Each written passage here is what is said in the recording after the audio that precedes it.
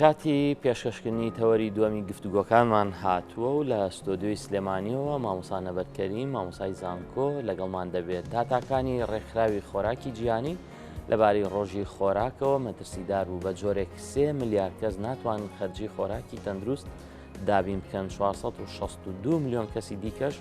جەستیان لاوازە بەهۆی نەتوانینی دابینکردنی خۆراکی تەندروستەوە هەروەک یەک لە سەرسێ ئەو خۆراکی بەرهەم دەهێنرێت لەناو دەچێت یاخود بە فیڕۆ دەچێت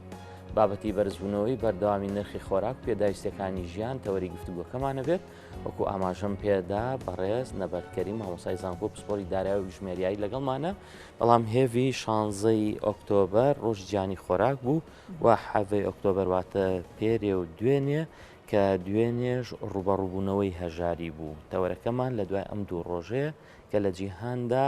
داتا و ئامارەکان زۆر دەخرێنە ڕوو و چالاکی لەو بارە ئەنجام بدرێت مامۆستا بەخێر بیت بەخێتان باش بەیانەوە نەرێشتان باش مامۆستا زۆر بەخێر بێ زۆر سپاس سەرچاوان ڕۆژەکە ڕۆژی بەرەنگاربوونی هەژارێت دەکرێت ئەماکرێت لە جیهانە ئەکرێت بەرەنگاری هەژاری بینەوە ئەسڵ من بڕوام وایە سیستەمی سەرمایەداری و کەپیتاڵیزمی بۆ ساڵانی داهاتوو زیاتر بۆ نمونە خۆی چەسپێنێ بەسەر توێژی هەژارانەوە بڕواشم وایە کە ڕێژەی هەژاری بەپێی داتاکان بە تایبەتی دەوڵاتانی ناوین وڵاتانی بۆ ڕۆژهەڵاتی کە بە وڵاتی بۆ نمونە دواکەوتوەکان لە ڕووی فکری اقتصادی و ئابووری و ژیانەوە هەژمارەکرێن زیاتر بۆ نمونە ڕێژەی هەژاری بەرز بێتەوە و ژمارەکانی شەمیشە دەرخەری و ڕاستیەن کە دەکرێت بۆ نمونە ڕۆژ بە ڕۆژ بۆ نمونە سیستەمی کەپیتاڵیزمی و سەرمایەدیاری باڵی بەسەر بۆ نمونە سەرجەم وڵاتانە بکشێت و ئەو سیستەمە ئیشتراکیە نمێنێتەوە کە وڵاتان بۆ نمونە لە خەمی دابینکردنی ژیان و اقتصادێکی باشترە بن بە وڵاتیانی خۆیان باشە مامۆستا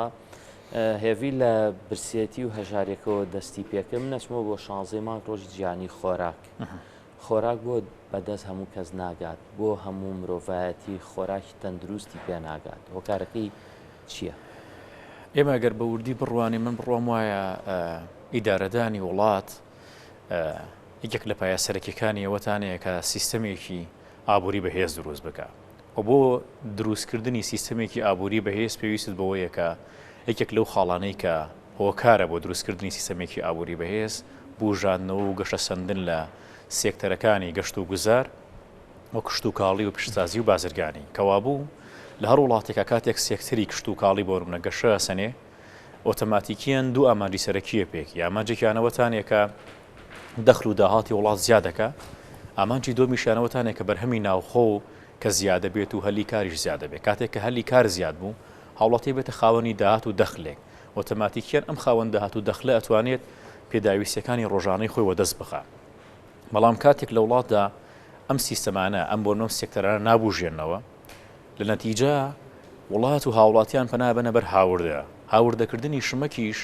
بۆ بەشێکی هاوڵاتیان ڕەنگە کارێکی ئاسان بێ بەڵام بۆ بەشێکی هاوڵاتیان ئیتر هاوردەکردنی شمەت کارەساتەوە جگەلەوەی کارەساتە ناتوانێت پێداویستەکانی خۆشی دابین بکە هەرەوەی کە ئێوە باستان کرد لە ئێستادا کە نزیکی 3 ملیار هاوڵاتی لە ژێر هێڵی هەژارین و تەنانەت یەک ژەم خۆراکیشان دەست ناکەوە پێداتاکان ئەمە دەرەنجامی ئەوەیە کە ئەبینی بۆ نمونە ڕۆژ بە ڕۆژ ئەم سێکتەرانەی تر بۆ نمونە کاڵە بنەوە کەمەبنەوە هۆکارێکیشە بێ بۆەوەی کە هاوڵاتیان لە هەژاریا بژین هەر بۆ نمونەی عێراق ئێمە دوو ئەزمون لە عێراق بۆ نمونە توانین بۆنە بەیان بکەین و مقارنەی بکەین ئەزمونێکمان هەبوو 35 ساڵی حکومڕانی تاوەکو ساڵی 2003 و ئەزمموی دۆمیشمان هەبوو بۆ نمونە 18 ساڵ لە ساڵی 2023 و تاوەکو ئەمڕۆ ئەگەر پێی داتاکان سەیری بکەی لە 35 ساڵی ڕابردووی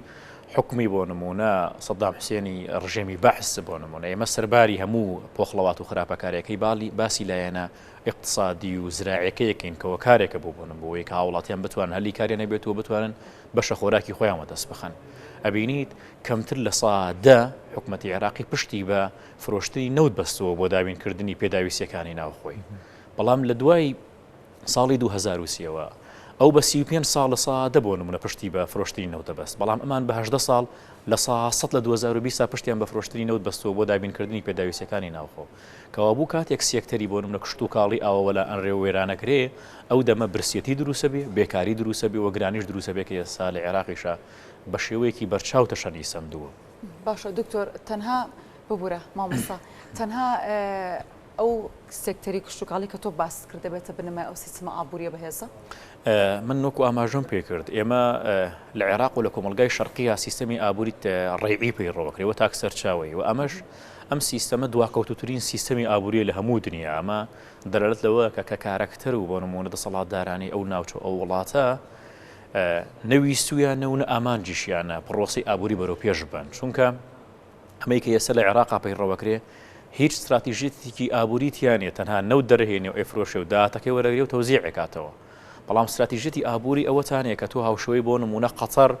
2 ساڵ بەر لێ ئێستا قوفڵی لە بۆڕی نەوتیا و 1 بەرمیل نەوتە ناردە ناکە استراتیژیتی ئابووری ئەوەیە کە محەممەد بن سلمان جێنشینی سعودیەتە سەر حکومەت لە ساڵی 2020 بڕیار ئەیە بۆ ساڵی 2030 لەمەوەی 10 ساڵە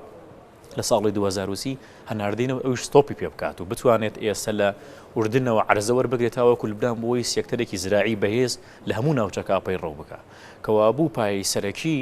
زراعەتە کشت و کاڵە و پیشەسازیە و گەشت و گوزاریە و بازرگانیە دەکرێت بۆ نمونە ئێمە گەروەکو سامپڵەوەکو مێژوەک بگەڕێنەوە حکومەتی هەرێمی کوردستان باس لە 30 ساڵی ئەزمموی ڕابردوو ناکەین و باس لە 16 ساڵی بڵێ 18 ساڵی 2023 تاوەکو ئێستش ناکەین باس تەنها لە 9 ساڵی حکومەتی هەرێمی کوردستانەکەین لە 2005 تاوەکو ساڵی 2014 9 ساڵ زیاتر لە 120 میلیارد دلاری ئەمریکا چۆناوە هەرێمی کوردستانەوە بەڵام ئایا پرسیارەکەوەیە ئەو سێکتەرانە بژاونەتەوە کە ببنەوە کارێک بۆەوەی کە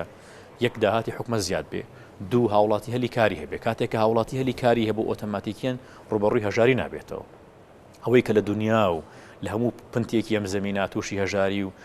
نەبوونی خۆراکە بێتەوە دەرەنجامەکەی ئەوەتانێک کە مە لە سیستەمێکی اقتصادی خراپایە هەلی کاری نیە داهاتێکی ناتوانێت خۆراک و پێویست زابین بکە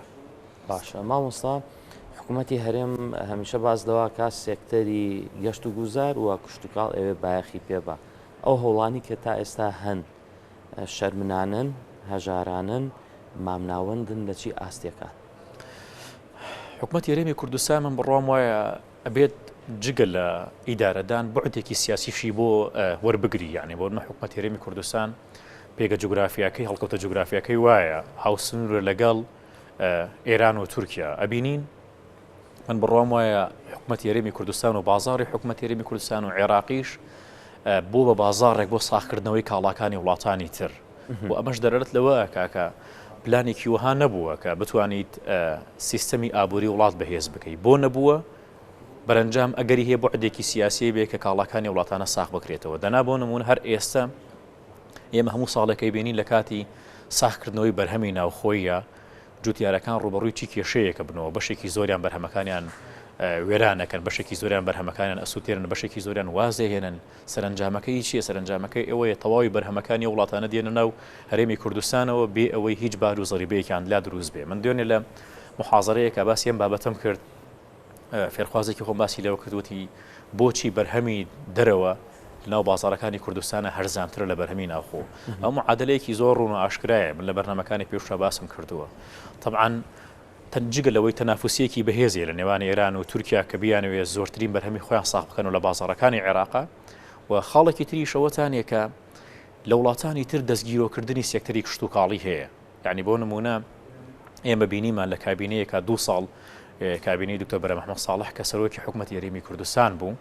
کۆمەڵێک ئۆفەری باشی بۆ جوتیارەکان ڕەخسان یەک لەوانەی قەرزی کشت و کاڵیە یەک لەوانەی کە گواستنەوەی شمەکی بەرهەمی کشت و کاڵیە گوازرایەوە بەفری بۆ جوتیارەکان ئەمە هۆکارێک بووبەوەی تێچووی ئەم بەرهەمە کەم بێ کە تێچووی کەم بوو هاوڵاتی لە بازار بە کەمترین نرخ وەدەستیەخا بەڵام کاتێک لە ئێستادا تێچووی لەسەر جوتیارەکە زۆرە بێ دەرەنجام وای لێ دێت کە ئەو شمەکە لە بازارە زۆر گران بێ کاتێکیش گرانە بێ کاتێک هەر وڵاتێکیش کە کێشەی قەیرانی داراییە بێ هاوڵاتیانی ئەو وڵاتە هانا بنە سەر شمەکێک کە کەمترین بۆ نمونە نرخی هەبێ واتە بۆ نمونە ئێستا هاوڵاتیەک لە هەرێمی کوردستانە کاتێکە ڕەبوو بازار شمەکێکە کڕێ شمەک کوردیەکە بۆ نمونە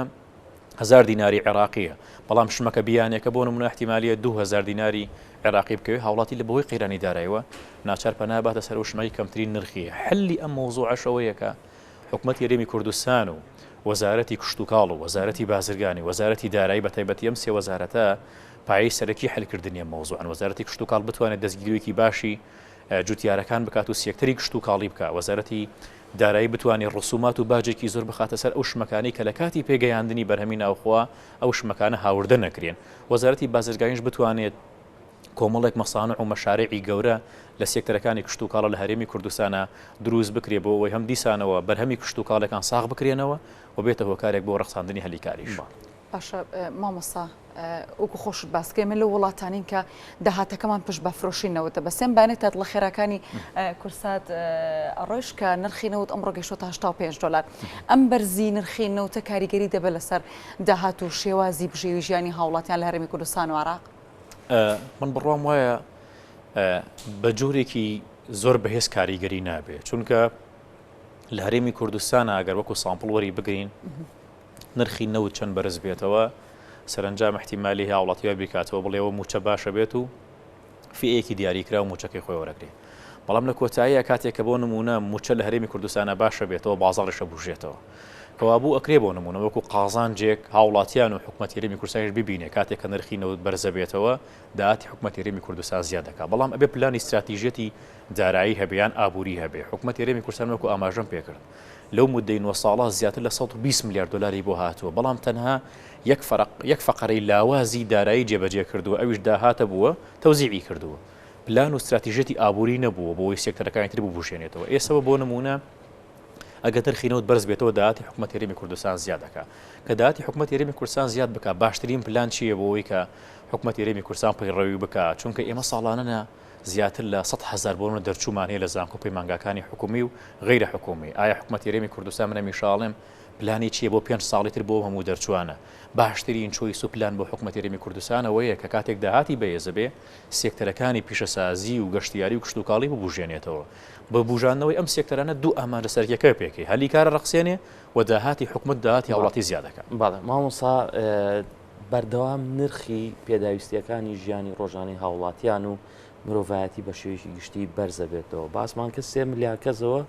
بەو دەردەوە ئەناڵێنێ لەم لاشەوە نرخ بەردەوام لە بەرز بوونەوە. من دوێنێ لیترێ بانزینی محەسەنم بە 1000 دینار کڕیوە دوام بڵێم بۆتە 2 قات. بەڵێ باشە وەسعەکە ئاوەندە خراپە بۆ ئەم نرخە بەردەوام لە بەرز بوونەوە لێکدانەوەی تۆ بۆ ئەمە چییە؟ طبعا ئەگەر لەسەر سوستەمەنی بە تایبەتی هایلایتی بکەین کە سەبابەتی ڕۆژە تێزی دکتۆراکەشت هەر لەسەر نەوتەوە خازیشی تێکەڵ بڕوام وایە ئەمەی کە ئێستا لە هەرێمی کوردستان ئاڕۆیە بۆ هاوڵاتیان شتێکی زۆر زۆر نۆرماڵ نییە و شتێکی زۆر ئەکرێت چاوەڕوان کراو بێ چونکە ئێستا ئێمە من هەمیشە وتومە ئەم کابینەی کەرتی تایبەتە یعنی وای لە دێسەر جەم سێکتەرەکانی تر بێتە کەرتی تایبەت هەلکردنی مۆزوعی بابەتی سوستەمەنی یەکێکە لە ئاسانترین حلکردنی مەشاکیلەکان چونکە لە عێراقا ئێستا ئەگەر ببینین لە دوای ساڵی 2023 تاوەکو ساڵی 2021 نرخی سوستەمەنی لە عێراقا بە شێوەیەکی بەردەوام جێگیرە و ئەم نرخی سوستەمەنەی کە لە عێراقا جێگیرە بۆ بەرچاوڕوونی هەموو هاوڵاتیانیش بەشێکی زۆری کە ڕۆژانە زیاتر لە 1 ملیۆن لتری بنزین لە پارێزگای سێمانی و ڕادەسی حکومەتی عێراقی کرێت و لە ناوچەکانی عێراق و خوار و عێراقا بە 450 دینار دەفرۆشێ. کاتێک کە بۆ نمونە حکومەتی هەرێمی کوردستان دێت بنزینخانە و وێزگە حکومیەکان دائەخاوی کە بە کەرتی تایبەت ئەبێ هاوڵاتیان چاوەڕێی ئەوە بکەن کە ڕوبەڕووی ئەم کێشەیە ئەبنەوە. من وتومە نرخ بەرزبوونی نرخی سوستەمەنی ئەسڵەن نرخی سوستەمەنی دوو پێگەی سەرەکیە دوو کاری سەرەکیە ئەو وڵاتانەی کە نرخی سوستەمەنی ئەکرێت یایە بەرز بێتەوە و وڵاتانەی کە ئەکرێت جێگیر بێ ئەو وڵاتانەی کە خۆیان بەرهەمهێنەری نەوتن بە هیچ شێوەیەک ناکرێت نرخی نەوت بەرز بێتەوە مەهماکان نرخی نەوت بەرمیلی بگا بە $1000 بۆ چونکە خۆی ئینتاجێکە و پێداویستی پاڵاوکان دابی نەکات و بە نرخێکی دیاریکراوی فرۆشێ. بەڵام کاتێک وڵاتەکانی تری بیانی کە نەوت ئەکڕن ئەو دەمە پێویستە بۆ نمونە گەر نرخی نەوت بەرز بوویەوە بە ئۆتۆماتیکیان لە وڵاتش بەرز بێتەوە. من مقارنەیەکم کردووە لە نێوانی بۆ نمونە وڵاتی هندستان و وڵاتی کوردستانە بۆ نمونە وڵاتی عێراق و هەرێمی کوردستانیش لە چوارچێوەکەیە. طبعا بۆ بەرچاوڕوونی ئێوە هندستان لە ساڵ 84 پێداویستیەکانی خۆی بە نەوت پڕەکاتەوە لە 60 پشتی بە نەوتی خەلیج بەستووە. وڵاتی هندستان ئەمڕۆ لە ئەمڕۆ ڕۆژانە 1,320,000 بەرمیل نەوت لە حکومەتی عێراقی ئەکڕێ. بەڵام سەرباری ئەمەی کە گەورەترین وڵاتە لە کڕینی نەوتی عێراقەوە بە تایبەتی لە پێگەشە سێیەم ژمارە وەرەگرێ حکومەتی عێراق هندستانی دێت $1 ملیار تەرخانەکە بۆ ئەوەی کە پاڵاوگەی زیاتر و تەتەور بە پاڵاوەکانی بۆچی بۆ ئەوەی دیسانەوە بتوانێت ئەو نەوتە خاوەی کە ئیکڕێ مشتەقاتەکانی لێوە بەرهەمێنێ پێداویستی ناو خۆپڕەکاتەوە و ئەینرێتە دەرەوە. بابەتەکە لێرە ئەوەیە کە ئێمە حکومەتی هەرێمی کوردستان ئەگەر بتوانێت حل لێ مشکیلێ بکات بۆ مەودا درێژ بڕوام وایە لە بەیانی زووتر نیە ئەگەر حکومەتەکە بەستی بێت حکومەتێکی نیشتیمانی و هاوڵاتی بێ پاڵاوگەیەکی باشی بەهێز لە پارێزگای هەولێر و پاڵاوگەیەکی باشی بەهێز لە پاڵاوگەی لە پارێزگای سێمانی دروست بکە و بشتوانێ بۆ نمونە ئەو ڕێژەنەوتەی کە لە موازنەی ساڵی 2020 چونکە حکوومەتی یاریمی کوردستان لەگەڵ حکوومەتی عێراقی ڕێکەوتووە لەسەرەوە ساسەی کە 200,000 بەرمیل نەوت تەرخانەکە بۆ ئیسیلاکی ناوخۆی بۆ بەرهەمی ناوخۆی بەڵام بڕوان ناکەم کەمتر لە 50,000 تەرخانەکە بۆ پاڵاوگانەوە ئەوانش بە سایرێکی بازرگانەی فرۆشنەوە کاتێک کە حکوومەتی یاریمی کوردستان بتوانێت دوو پاڵاوگەیە دروست بکە و خۆی نەوتی خاوی بۆ دابین بک سەرنجام کێشەی سوتەمەنی بۆ مدە حیات لە هەرێمی کوردستانە بنەبڕ دەستۆش مامۆسانە